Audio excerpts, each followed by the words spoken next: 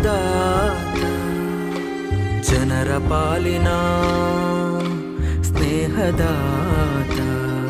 ತನ್ನುಸಿರ ಬೇಯಿಸಿ ಉಸಿರು ಕೊಟ್ಟನು ಬಿಸಿಲು ಮಳೆಗೆ ತನ್ನ ಜೀವ ತೆತ್ತನು